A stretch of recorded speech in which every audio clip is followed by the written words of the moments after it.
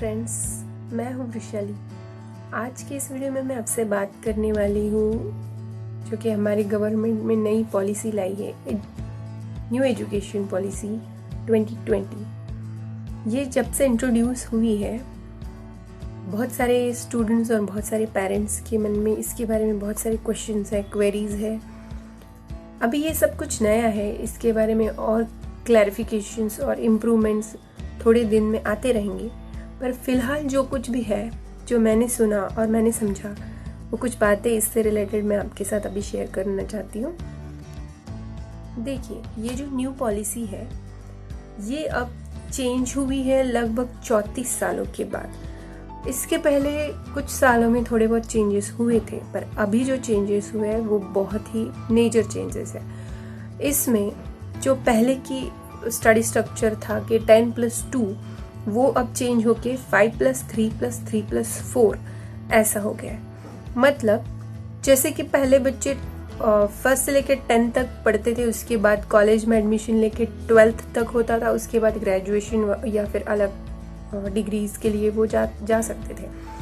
पर अभी ऐसा होने वाला है कि जब उस बच्चे की एज 3 साल की हो जाएगी तो उसको नर्सरी में एडमिशन लेना है। नर्सरी, जूनियर, सीनियर, फर्स्ट और सेकंड, ऐसा पहला 5 इयर्स का पड़ाव रहेगा, जिसमें स्टडी का फोकस ज़्यादातर बच्चों का रीडिंग, राइटिंग और mathematical basic knowledge of numbers इसमें रहेगा।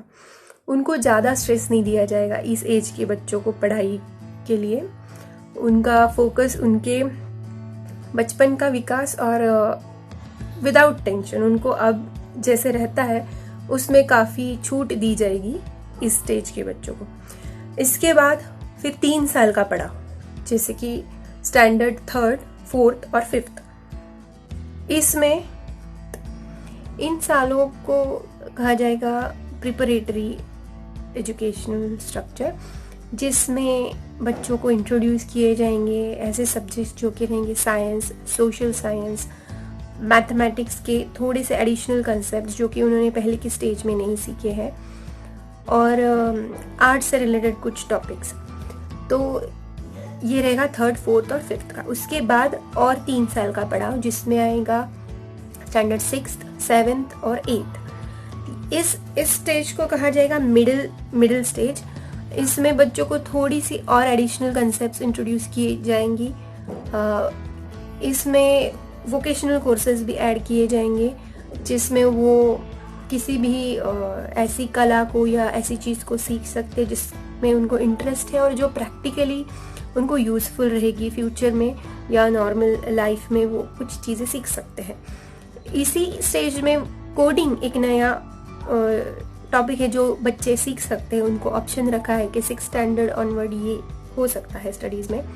कोडिंग ऐसी चीज़ है जिससे बच्चे कंप्यूटर ऑपरेशन या मोबाइल एप्लीकेशंस बनाने, ऐसी जो चीज़ें पहले बहुत हायर स्टडीज़ में ही इंट्रोड्यूस होती थी, जो अभी 6th स्टैंडर्ड से ही बच्चे उसको सीख सकते हैं। इस प्रोसेस में वो इंटर्नशिप भी कर सकते हैं, मतलब जो ऑलरेडी प्रोफेशनल्स हैं उन फील्ड में, उनके साथ काम कर सकते हैं और वो चीज़ों को प्रैक्टिकली सीख सकते हैं। तो इस तरीके से बच्चों को सिर्फ थेरोटिकली पढ़ना, लर्निंग करना और लिखना, ये सब चीज़ें बंद होके प्रैक्टिकल ओरिएंटेड स्टडी अब होने वाला है। अभी अगला जो पड़ाव है 4 सालों का, जो कि 9th, 10th, 11th और 12th तक आएगा।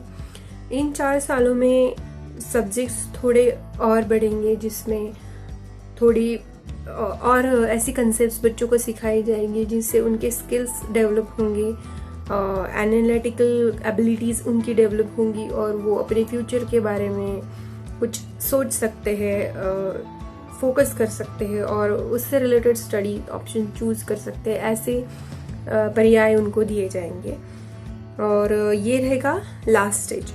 तो मतलब इस तरीके से नर्सरी से शुरू होके 12th तक टोटल 15 सालों का ये जो स्टडी स्ट्रक्चर है, इसका एक साथ एनालिसिस होके रिपोर्ट कार्ड बच्चों को मिलेगा, जिसमें हर एक स्टेज और साल भर में उन्होंने कौन सी नई नई चीज़ें सीखी, इसके बारे में उनके क्लास टीचर का भी असेसमेंट उसमें रहेगा, उनका डिसीजन उसमें रहेगा, प्लस स्टूडेंट का खुद का भी रहेगा, और उसके जो भी फ्रेंड्स रहेंगे, उसके साथ पढ़ने वाले बच्चों का भी ओपिनियन, उनका भी जो भी मतलब रहेगा कि डिसीजन वो भी लिया जाएगा कि आपके रिजल्ट में वो भी अपनी राय दे सकते हैं। इस तरीके से आपका रिपोर्ट कार्ड बनाया जाएगा एट द एंड।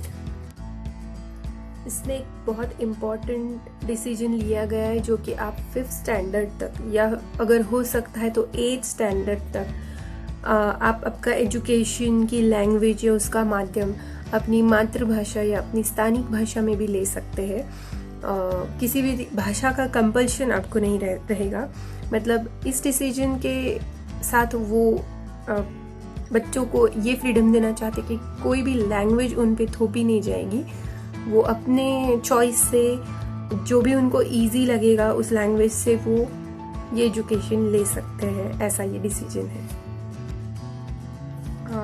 इस डिसीजन में ये बहुत एक अच्छी बात इंट्रोड्यूस की गई है कि बच्चे पढ़ाई में जिसमें हमें इंटरेस्ट है या जो भी हमें करने में इजी लगता है, ऐसे टॉपिक्स, ऐसे सब्जेक्ट्स को चूज़ करके अपनी पढ़ाई को कंटिन्यू कर सकते हैं।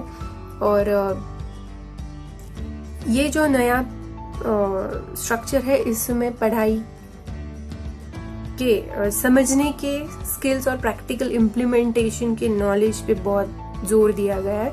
जो कि पहले था कि लर्निंग या राइटिंग स्किल, इस पे ज़्यादा फोकस था, वो अब नहीं रहेगा। प्रैक्टिकल नॉलेज, आप किसी भी चीज़ को जब सीखते हो, समझते हो, प्रैक्टिकली आप उसको इम्प्लीमेंट कर सकते हो या नहीं, ये इसमें देखा जाएगा। और आप कैसे कर पाओगे, इस पे सिखाने में इस पे जोर दिया जाएगा। तो ये प्रैक्टिकल ओरिएंटेड स्टडी हो जाएगा, जो कि बच्चों को फ्यूचर में या प्रैक्टिकल लाइफ में ये स्टडीज काम में आ सकती है। ये बहुत बेनिफिशियल डिसीजन है।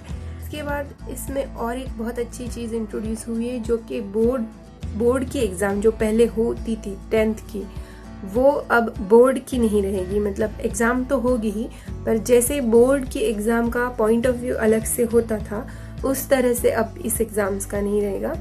इसका प्रैक्टिकल ओरिएंटेड रहेगा। और ये 9th से लेकर 12th तक का जो ग्रुप है, उसका इन एग्रीगेट असेसमेंट गिना जाएगा। तो पहली तरह बोर्ड एग्ज़ाम्स 10th की अब नहीं रहेगी, और सेमेस्टर वाइज पैटर्न रहेंगे। आपको साल भर के सभी एग्ज़ाम्स का परफॉर्मेंस का एनालिसिस एक साथ या फिर एवरेज बेसिस पे एट द एंड कंसिडर किया जाएगा, जो कि बहुत अच्छी बात है। मतलब पहले जैसे होता था कि स्टूडेंट्स शुरुआत से इतने अटेंटिव नहीं रहते थे पढ़ाई में, सिर्फ फाइनल एग्ज़ाम पे फोकस करते थे, लास्ट के कुछ महीनों में पढ़ाई करके बहुत अच्छा स्कोर लेकर आते थे। तो ये सिर्फ पढ़ाई को रटना और लर्न करके लिखना, इतनी ही चीज़ हो पाती थी। उसमें उनको प्रैक्टिकली वो कुछ सीखते थे या अपने नॉलेज में इम्प्रूवमेंट कर पाते थे, शायद ये चीज़ नहीं होती थी। इसलिए अब ये जो प्लान है, इसमें ये सब चीज़ पे ध्यान दिया जाएगा। एक और बहुत मेजर चेंज है, जो कि पहले जैसे स्ट्रीम्स होते थे 10th के बाद, साइंस, कॉमर्स, आर्ट्स, वो अब नहीं रहेगा।